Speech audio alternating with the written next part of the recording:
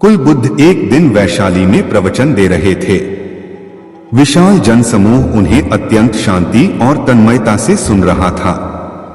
कहीं कोई शोर नहीं था, मात्र बुद्ध की वाणी गूंज रही थी। बुद्ध के शिष्यों के साथ उपस्थित लोग बुद्ध के अमृत वचनों का पान पूर्ण एकाग्रता से कर रहे थे। तभी उस शांत वातावरण में खलल उत्पन्न करती एक व्यक्ति की जोरदार आवाज आई, आज मुझे सभा में बैठने की अनुमति क्यों नहीं दी गई? बुद्ध उस व्यक्ति का चिल्लाना सुनकर भी मौन रहे। उस व्यक्ति ने पुनः चिल्लाकर यही प्रश्न पूछा। बुद्ध ने नेत्र बंद कर लिए। उनका एक शिष्य बोल उठा, भगवान, बाहर खड़े अपने इस शिष्य को अंदर आने की अनुमति दीजिए। बुद्ध ने नेत्र खोलकर कहा, नहीं, यह अस्पृश्य है। शिष्यगण बुद्ध के मुंह से अस्पृश्य शब्द सुनकर विस्मित हुए और उन्होंने पूछा, वह अस्पृश्य क्यों? कैसे? भगवान, आपके धर्म में तो जात पात का भेद नहीं है। बुद्ध बोले, आज यह क्रोध में आया है। क्रोध से जीवन की एकता भंग होती है। क्रोधी मानसिक हिंसा करता है। किसी भी कारण से क्रोध करने वाला अस्पृश्य है। उसे कुछ देर तक स्मरण कर लेना चाहिए कि अहिंसा परम धर्म है। कथा का उपदेश यह है कि क्रोध एक असात्विक भाव है जो कर्ता और भोक्ता दोनों के लिए हानिकारक होता है। अत इससे बचते हुए शांति से विचारने व कार्य करने की प्रवृत्ति अपनानी चाहिए। शांत मन और मस्तिष्क ही विवेकपूर्ण निर्णय लेने में सक्षम होते हैं। दाता दाता चले गए, रह गए अब कंजूस। दान मान समझे नहीं, लड़ने को तजबूत। एक बार प्रदेश में अकाल पड़ा। यह देखकर गौतम बुद्ध को बड़ा दुहक हुआ। उन्होंने लोगों से कहा कि बहुत से लोग अन्न और वस्त्र के लिए तरस रहे हैं। उनकी सहायता करना हर मनुष्य का धर्म है। आप लोगों से जो कुछ बने वह दान करें। बुद्ध का उपदेश सुनकर सब लोग बिना दिए अपने अपने घर चले गए। एक गरीब व्यक्ति बैठा ही रहा। उसने सोचा कि मेरे पास तो ये वस्त्र हैं, अगर मैं इन्हें उतार कर दे दूंगा तो नंगा हो जाऊंगा। उसने फिर से सोचा कि मनुष्य बिना वस्त्र के पैदा होता है और बिना वस्त्र के ही चला जाता है। न जाने कितने साधु सन्यासी बिना वस्त्र के रहते हैं। फिर मैं बिना वस्त्र के क्यों नहीं रह सकता? उसने अपने वस्त्र उतारकर बुद्ध को दे दिए। भगवान बुद्ध ने उसे आशीर्वाद दिया। वह प्रसन्न होकर घर की ओर चल पड़ा। वह खुशी से चिल्लाकर कह रहा था, मैंने अपने आधे मन को जीत लिया है। तभी सामने से राजा की सवारी आ रही थी। उस गरीब की बात सुनकर राजा ने उसे अपने पास बुलाया और पूछा कि तुमने आधे मन को कैसे जीता है? उस गरीब ने कहा कि भगवान बुद्ध दुखियों के लिए दान मांग रहे थे। यह सुनकर मैंने अपने वस्त्र उतार दिए। पहले तो मेरे मन ने इनकार किया, फिर मैंने उसे समझाया कि मनुष्य बिना वस्त्र के पैदा होता है और मृत्यु होने पर साथ में कुछ भी नहीं जाता। राजा उसकी बात से बड़ा प्रसन्न हुआ। उसने मोतियों का हार और कीमती वस्त्र उसे दिए। उसने वह सब ले जाकर भगवान बुद्ध के चरणों में रख दिए। बुद्ध ने उसे हृदय से लगाते हुए कहा, जो दूसरों के लिए अपना सब कुछ दे देता है उसकी बराबरी कोई नहीं कर सकता। गौतम बुद्ध भ्रमण करते हुए वैशाली नगर के वन विहार में पहुंचे। उनके आगमन का समाचार पूरे नगर में फैल गया। कुछ ही समय में मानो पूरा नगर उनके दर्शन के लिए उमड़ पड़ा। बड़े व्यापारी, शिक्षाविद, समाजसेवी, अधिकारी और राज परिवार से जुड़े कई वरिष्ठ भी वहां पहुंचे। सभी की भावना थी कि तथागत बुद्ध अपने शिष्यों सहित उनके निवास पर पहुंचे एवं भोज का आमंत्रण स्वीकारें। बुद्ध सभी के निवेदन को सुन रहे थे और स्वभावगत मुस्कान के साथ आमंत्रण का आभार व्यक्त कर रहे थे। तभी वैशाली की याद गणिका आम्रपाली भी वहां पहुंची। वह बुद्ध की शिक्षा से प्रेरित होकर बहुत पहले ही अपनी गणिकावृत्ति त्याग चुकी थी। उसने भी बुद्ध को भोजन का आमंत्रण दिया। बुद्ध ने तत्काल उसे स्वीकार किया और अगले दिन भिक्षुओं सहित उसके घर आने की सहमति दे दी। बुद्ध के एक शिष्य को यह बात अच्छी नहीं लगी कि इतने सारे वरिष्ठों के निवेदन के बावजूद बुद्ध ने आम्रपाली का आमंत्रण स्वीकारा। शिष्य की दृष्टि में आम्रपाली गणिका होने से घृणित कर्म से जुड़ी रही थी। जब सभी लोग चले गए तब शिष्य ने पूछा, भगवान, इतने लोगों ने आपको न्योता दिया, फिर आपने आम्रपाली का ही आमंत्रण क्यों स्वीकारा? बुद्ध ने कहा, माना वह गणिका थी, लेकिन पश्चाताप की अग्नि में तपकर वह निर्मल हो चुकी है। यदि कोई व्यक्ति इस निर्मलता को प्राप्त कर ले तो वह उनसे भी श्रेष्ठ हो जाता है जो ऐसे किसी घृणित कर्म में लीन न रहे हों। ऐसे व्यक्ति का आमंत्रण स्वीकारने में संकोच नहीं होना चाहिए। कोई व्यक्ति जब तक बुरे कामों में संलग्न रहता है तब तक उससे दूरी रहे तो ठीक है, लेकिन जो बुरे कामों को छोड़ दे उसे स्वीकार करने में संकोच नहीं करना चाहिए। इससे उसकी अच्छाई की ओर बढ़ने की भावना को बल मिलता है। यदि समस्या का समाधान किया जा सकता है तो चिंता क्यों करें? यदि समस्या का समाधान नहीं किया जा सकता है तो चिंता करना आपको कोई फायदा नहीं पहुंचाएगा। अगर आप किसी और के लिए दीपक जलाएंगे तो वह आपका भी मार्ग प्रकाशित करेगा। जीवन में एकमात्र वास्तविक असफलता आप जो सर्वश्रेष्ठ जानते हैं उसके प्रति सच्चे ना होना है। आप चाहे जितने पवित्र शब्द पढ़ लें, चाहे जितना बोल लो, वो आपका क्या भला करेंगे यदि आप उन पर कार्य नहीं करते हैं। अपना हृदय अच्छी चीजों में लगाओ, इसे बार बार करो और तुम प्रसन्नता से भर जाओगे। जिस दिन आप सारी सहायता अस्वीकार कर देते हैं, आप मुक्त हो जाते हैं। जो क्रोधित विचारों से मुक्त हैं, उन्हें निश्चय ही शांति प्राप्त होगी। यदि आप पर्याप्त शांत है तो आपको ब्रह्मांड का प्रवाह सुनाई देगा। आप उसकी ताल महसूस कर पाएंगे। इस प्रवाह के साथ आगे बढ़िए। आगे प्रसन्नता है और ध्यान महत्वपूर्ण है। तुम्हारा सबसे बड़ा शत्रु तुम्हें उतना नुकसान नहीं पहुंचा सकता जितना कि तुम्हारे खुद के बेपरवाह विचार। लेकिन एक बार इन्हें काबू कर लिया जाए तो फिर कोई तुम्हारी इतनी मदद भी नहीं कर सकता जितना तुम खुद अपनी कर सकते हो। यहां तक कि तुम्हारे माता पिता भी नहीं। तुम्हारा शरीर कीमती है। यह हमारे जागृति का साधन है। इसका ध्यान रखो। आप जो सोचते हैं वह आप बन जाते हैं। आप जो आप महसूस करते हैं उसे आप आकर्षित करते हैं। जिसकी आप कल्पना करते हैं उसका आप निर्माण करते हैं। क्रोध को पाले रखना खुद जहर पीकर दूसरों के मरने की अपेक्षा करने के समान है। भूतकाल पहले ही बीत चुका है। भविष्य अभी तक आया नहीं है। तुम्हारे जीने के लिए बस एक ही क्षण है। एक तेज धार चाकू की तरह है जीभ, बिना खून बहाए मार देती है। यदि आप दिशा नहीं बदलते हैं तो संभवतः आप वहीं पहुंच जाएंगे जहां आप जा रहे हैं। क्रोध को बिना क्रोधित हुए जीतो। बुराई को अच्छाई से जीतो। कंजूसी को दरियादिली से जीतो और असत्य को सत्य से। सभी प्राणियों के लिए दया भाव रखें, चाहे वह अमीर हो या गरीब। सबकी अपनी अपनी पीड़ा है। कुछ बहुत अधिक भुगतते हैं और कुछ बहुत कम।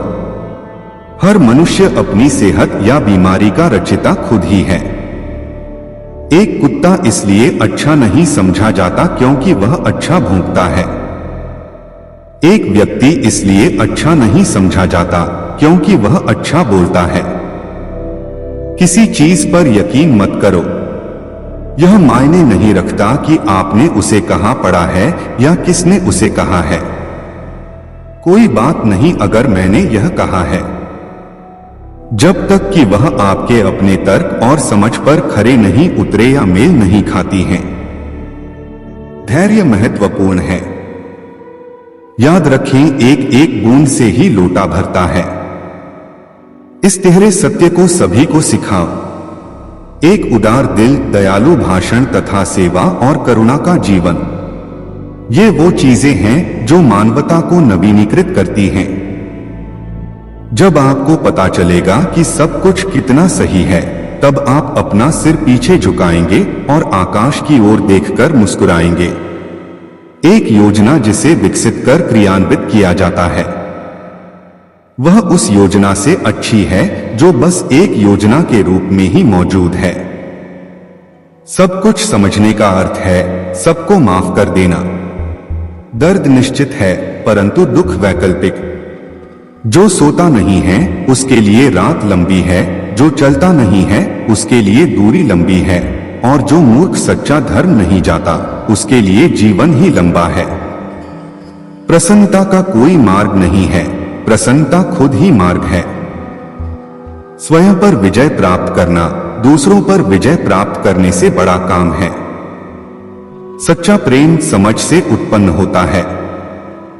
पवित्रता अपने आप पर निर्भर करती है। कोई भी दूसरा आपको पवित्र नहीं कर सकता है। जुनून जैसी कोई आग नहीं है। नफरत जैसा कोई दरिंदा नहीं है। मूर्खता जैसा कोई जाल नहीं है। लालच जैसी कोई धार नहीं। जो बुद्धिमानी से जिए उन्हें मृत्यु का भी भय नहीं होना चाहिए। हर इंसान को यह अधिकार है कि वह अपनी दुनिया की खोज स्वयं करे।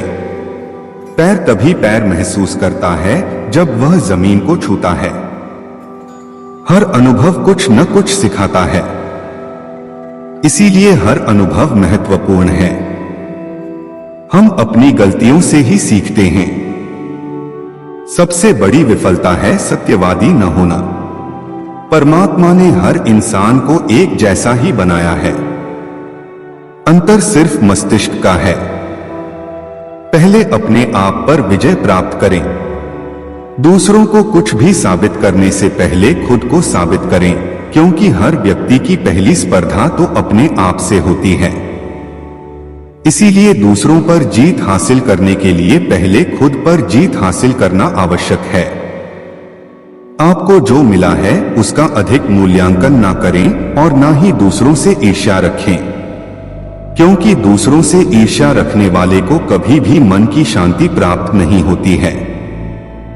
सभी बुरे कर्म मन के कारण उत्पन्न होते हैं। अगर मन ही परिवर्तित हो जाए तो अनैतिक कार्य का ख्याल ही नहीं आएगा। जो वक्त गुजर जाता है वो वापस नहीं आता है। हम अक्सर ऐसा सोचते हैं कि आज कोई काम नहीं हो पाया तो हम उसे कल पूरा कर लेंगे, लेकिन जो वक्त गुजर गया वो वापस नहीं आएगा। 1000 योद्धाओं पर विजय पाना आसान है, लेकिन जो अपने आप पर विजय पाता है वही असली योद्धा होता है।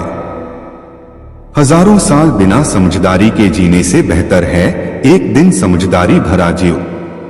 चंद्रमा के जैसे बादलों के पीछे से निकलो और फिर चमक जाओ। बहुत बोलने वाला व्यक्ति विद्वान नहीं कहलाता है।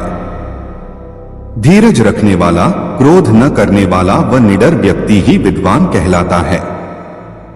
बुद्ध की सहनशीलता, गौतम बुद्ध सत्य, अहिंसा और सहिष्णुता की प्रतिमूर्ति थे। इन्हीं सद्गुणों का उपदेश वे घूम घूम कर देते और लोगों से इन्हें अपनाने का आग्रह करते। एक दिन वे किसी गांव में पहुंचे। वहां कुछ ऐसे अज्ञानी लोग थे जो बुद्ध के विरोधी थे। वे बुद्ध को अपशब्द कहने लगे। यह देखकर बुद्ध के शिष्यों को बहुत बुरा लगा। उन्होंने बुद्ध से इसका विरोध करने का आग्रह किया तो बुद्ध ने उन्हें समझाया कि ये लोग तो अपशब्द ही कह रहे हैं। यदि ये पत्थर भी मार रहे होते तो भी मैं कहता कि मारने दो। मैं जानता हूं कि ये कुछ कहना चाहते हैं, लेकिन क्रोध के कारण कह नहीं पा रहे। 10 साल पूर्व यदि ये ही लोग मुझे गाली देते तो मैं भी इन्हें गाली देता, किंतु अब तो लेन देन से मुक्ति मिल गई है। क्रोध से अपशब्द निकलते हैं। यहां तो क्रोध भवन कब का ढह चुका है। बुद्ध के विचार सुनकर अपशब्द कहने वाले हैरान रह गए। बुद्ध ने आगे अपने शिष्यों से कहा, इन लोगों को बताओ कि पिछले गांव में क्या हुआ था। शिष्यों ने बताया, वहां के लोग फल व मिठाइयां लेकर आए थे और आपने यह कहकर वे चीजें लौटा दी कि अब लेने वाला विदा हो चुका है। 10 साल पहले आते तो मैं ये सभी उपहार ले लेता। बुद्ध बोले, उन लोगों ने मिठाइयां गांव में बांट दी, लेकिन आप ये अपशब्द गांव में न बांटे। आप मुझे क्रोध नहीं दिला सकते। ठीक उस खूंटी की तरह जो किसी को नहीं टांगती, लोग उस पर वस्त्र अवश्य टांग देते हैं। कथा का सार यह है कि साक्षी भाव सच्चे संत की पहचान है। जो अच्छे बुरे लाभानी अंपनाप्राया के संकीर्ण भाव से मुक्त हो जाता है, उसे ही संतत्व की प्राप्ति होती है। सच्चा पथ। किसी घने जंगल में गौतम बुद्ध का आश्रम था। आश्रम में उनके साथ 5 शिष्य भी रहते थे। बुद्ध प्रतिदिन अपने शिष्यों को ज्ञान की विभिन्न बातें बताया करते थे।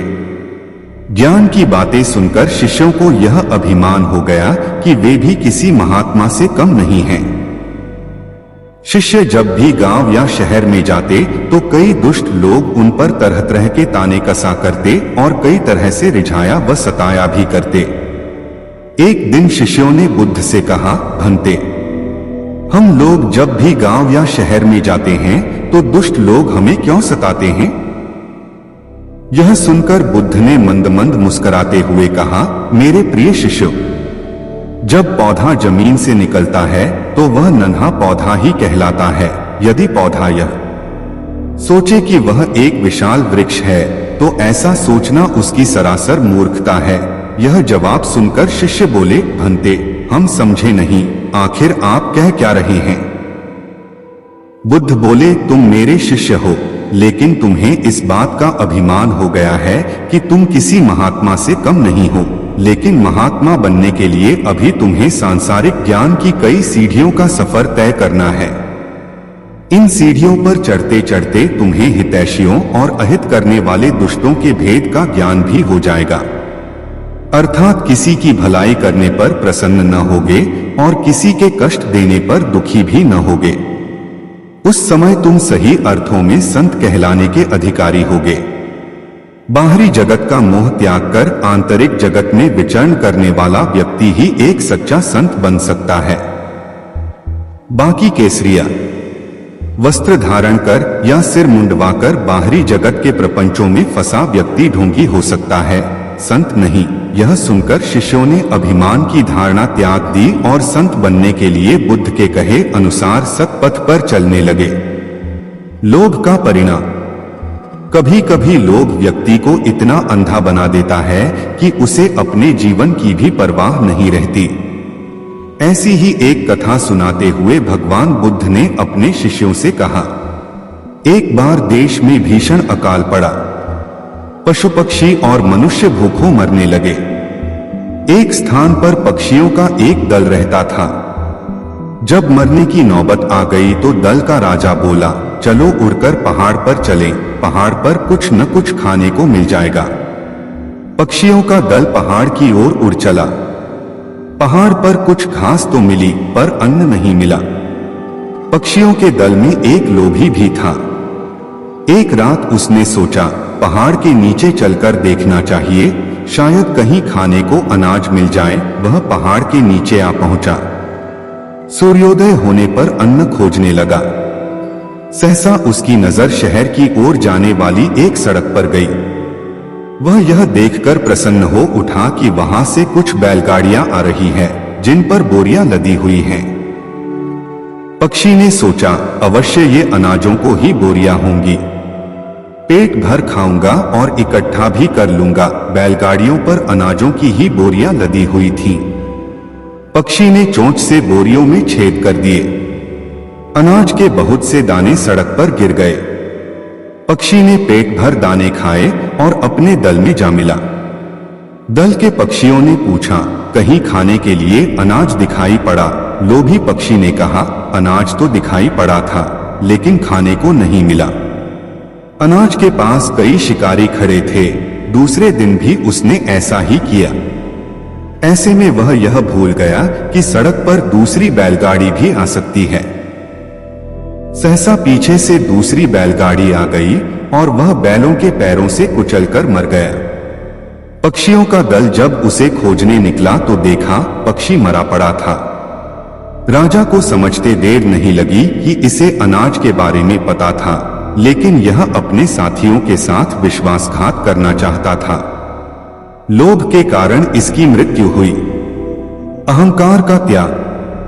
दिन एक राजा भगवान बुद्ध के पास आया। बुद्ध के आश्रम में बहुत भीड़ थी। राजा ने आग्रह किया कि वह एकांत में कुछ कहना चाहता है। बुद्ध बोले, मुदो नयन कठोर को नाही, सर्वत्र एकांत है। यही बोलो। राजा ने कहा कि मैं संन्यास लेना चाहता हूं। बुद्ध गंभीर हो गए। वे बोले कि तुम्हें संन्यास्त होने के लिए दीक्षा के पहले मेरी एक शर्त का पालन करना होगा। राजा ने आश्वस्त किया कि जब दीक्षा लेनी है और संन्यास्त होना है तो सब शर्तें मंजूर हैं। बुद्ध ने आदेश दिया कि अपने कपड़े उतारो, जूते उतारो, नग्न हो जाओ, अपनी राजधानी के राजमार्गों पर स्वयं को जूते मारते हुए चक्कर लगाकर आओ। राजा ने वही किया।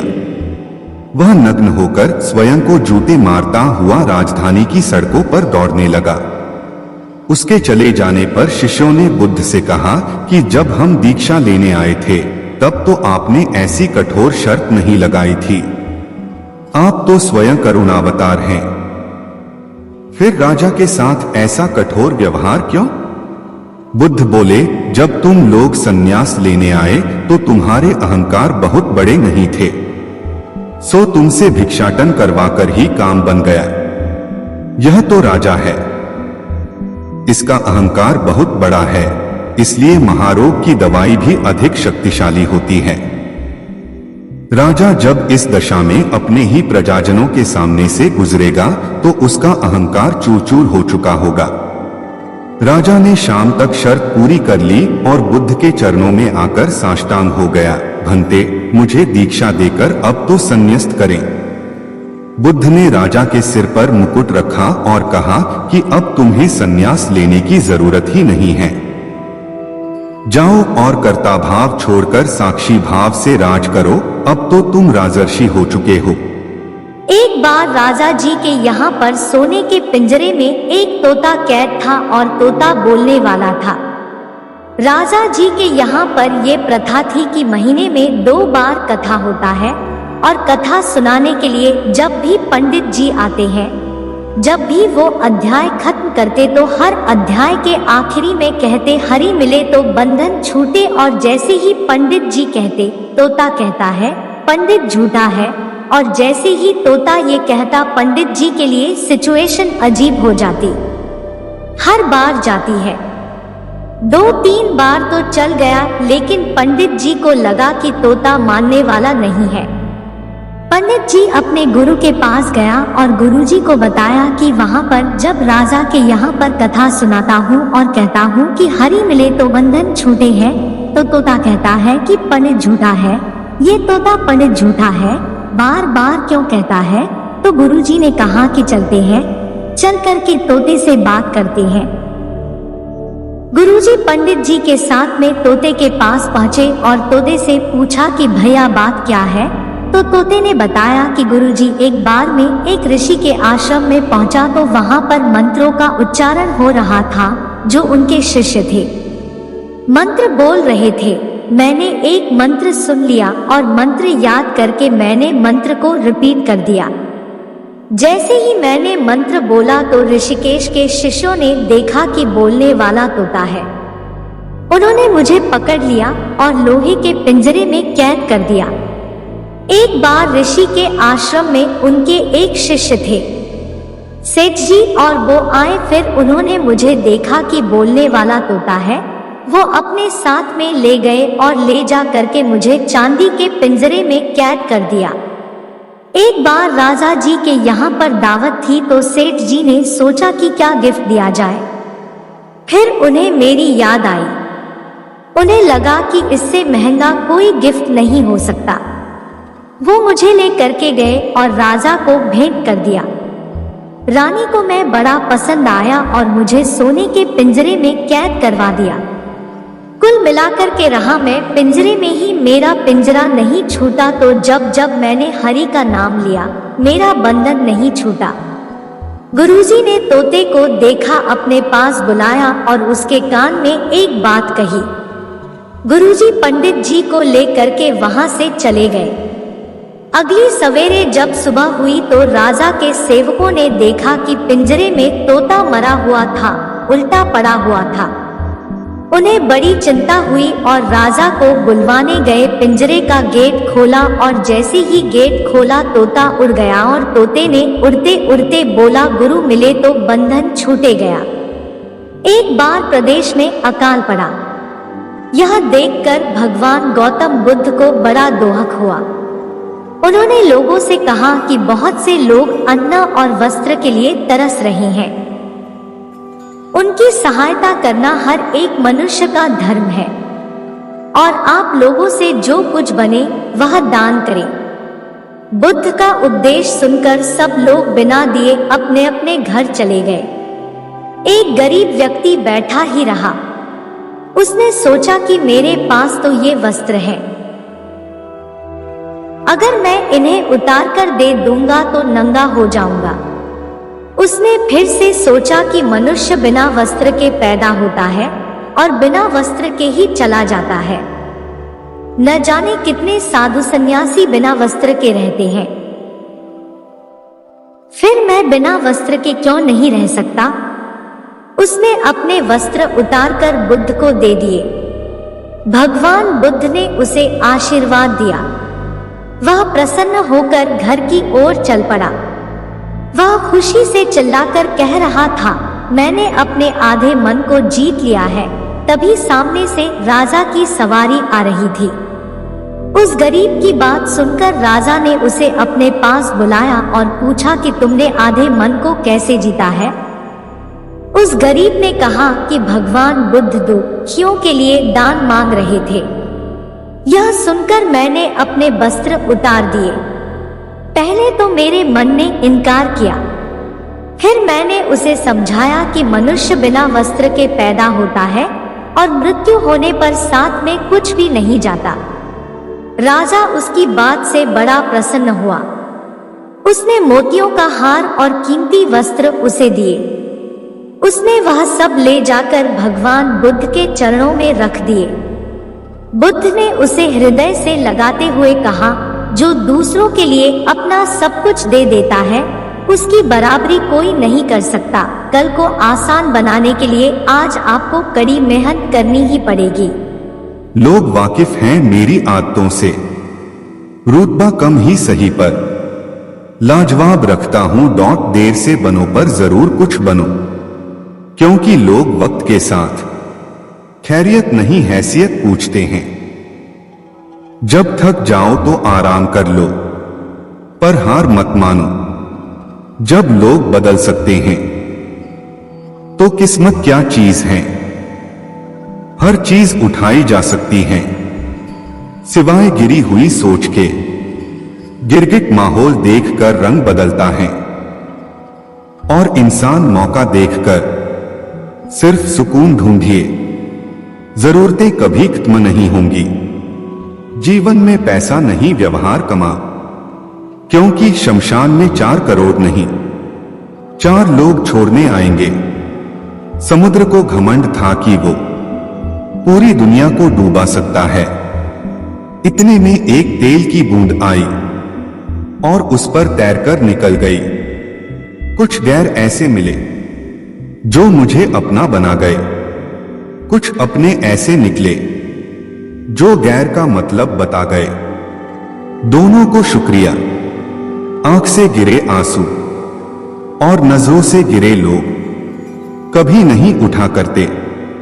शीशा टूटने के बाद बिखर जाए वो ही बेहतर है, क्योंकि दरारें न जीने देती है और न ही मरने देती है। अपशब्द एक ऐसी चिंगारी है जो कानों में नहीं, सीधा मन में आग लगाती हैं। मनुष्य की सबसे बड़ी शिक्षक उसकी गलतियां होती हैं। कितनी भी शिद्दत से रिश्ता निभाओ, दिखाने वाले अपनी औकात दिखा ही देते हैं। सत्य शेर की तरह है, इसे बचाने की जरूरत नहीं है। इसे खुला छोड़ दो, यह अपना बचाव खुद कर लेगा। ईमानदारी एक महंगा शौक है जो हर किसी के बस की बात नहीं है। किसी की निंदा करने से यह पता चलता है कि आपका चरित्र क्या है, ना कि उस व्यक्ति का। कुछ गलतियों को माफ करना ही सबसे बड़ी गलती होती है। बस इतना चाहिए तुझसे ए जिंदगी के जमीन पर बैठू तो लोग उसे बड़पन कहें। औकात नहीं, आंखों में जीत के सपने हैं। ऐसा लगता है अब जिंदगी के हर पल अपने हैं। कौन काबिल है और कौन नहीं, यह तो सिर्फ वक्त ही बताता है। जो कल था उसे भूलकर तो देखो, जो आज है उसे जीकर तो देखो। आने वाला पल खुद संवर जाएगा। उम्र हार जाती है जहां शौक जिंदा होते हैं। जब तुम्हें खुशियां मिलने लगे तब उसे न भूलना जिसने तुम्हें ये खुशियां दी हैं। दिल पे ना लीजिए अगर कोई आपको बुरा कहे। ऐसा कोई नहीं है जिसे हर शख्स अच्छा कहे। जिंदगी तो बेवफा है, एक दिन ठुकराएगी। मौत महबूबा है, अपने साथ लेकर जाएगी। किसी के पैरों में गिरकर प्रतिष्ठा पाने के बदले अपने पैरों पर चलकर कुछ बनने की ठान लो। अपने अंदर के बच्चे को हमेशा जिंदा रखिए। हद से ज्यादा समझदारी जीवन को नीरस कर देती है। अंदाजे से ना नापिए किसी की हस्ती को। ठहरे हुए दरिया अक्सर गहरे होते हैं। लोगों की इतनी कदर भी न करो कि लोग तुम्हें मतलबी समझने लगे। किनारा न मिले तो कोई बात नहीं, दूसरों को डुबा के मुझे तैरना नहीं है। सफल लोग कोई अलग काम नहीं करते, वो बस अलग तरीके से काम करते हैं। हमें हद में रहना पसंद है और लोग उसे गुरूर समझते हैं। जमाना वफादार नहीं तो फिर क्या हुआ? धोखेबाज भी तो हमेशा अपने ही होते हैं। उसकी कदर करने में देर मत करना जो इस दौर में भी तुम्हें वक्त देता है। झुक के जो आपसे मिलता होगा यकीनन उसका कद आपसे ऊंचा होगा। मुमकिन नहीं हर वक्त मेहरबान रहे जिंदगी। कुछ लम्हे जीने का तजुर्बा भी सिखाते हैं। कहते हैं कि झूठ के पाव नहीं होते, मगर फिर भी चलता खूब है। मतलबी नहीं, मैं बस दूर हो गया हूं उन लोगों से जिन्हें मेरी कदर नहीं। हर आदमी अपनी जिंदगी में हीरो है, बस कुछ लोगों की फिल्में रिलीज नहीं होती। किसी ने पूछा, इस दुनिया में आपका अपना कौन है? मैंने हंसकर कहा, समय। अगर वो सही तो सभी अपने, वरना कोई नहीं। पैसा हैसियत बदल सकता है, औकात नहीं। बुरा वक्त रुलाता है, मगर बहुत कुछ सीखा कर जाता है। डॉट जीतने वाला ही नहीं, बल्कि कहां पर क्या हारना है ये जानने वाला भी सिकंदर होता है। किसी की तारीफ करने के लिए जिगर चाहिए। बुराई तो बिना हुनर के किसी की भी की जा सकती है। तुझसे कोई शिकायत नहीं है ऐ जिंदगी, जो भी दिया है वही बहुत है। जरूरी नहीं कि कुत्ता ही वफादार निकले, वक्त आने पर आपका वफादार भी कुत्ता निकल सकता है। निंदा उसी की होती है जो जिंदा है, मरने के बाद तो सिर्फ तारीफ होती है। दो चेहरे इंसान कभी नहीं भूलता, एक मुश्किल में साथ देने वाला, दूसरा मुश्किल में साथ छोड़ने वाला। गम की चादर हटाओ और जरा देखो बाहर, औरों के दर्द से तो तुम्हारा दर्द कम है। अपनी झोपड़ी में राज करना दूसरों के महल में गुलामी करने से बेहतर है। किस्मत और सुबह की नींद कभी समय पर नहीं खुलती। भिक और सिख ठोकरें खाकर ही मिलती हैं।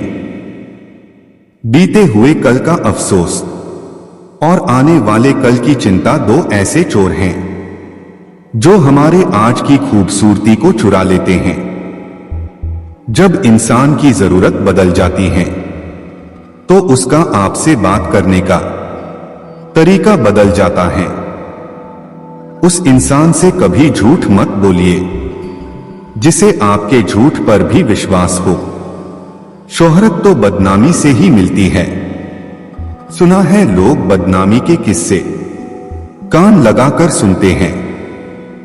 ताकत अपने लफ्जों में डालो, आवाज में नहीं, क्योंकि फसल बारिश से उगती है, बाढ़ से नहीं। जिंदगी के सफर में बस इतना ही सबक सीखा है, सहारा कोई कोई ही देता है।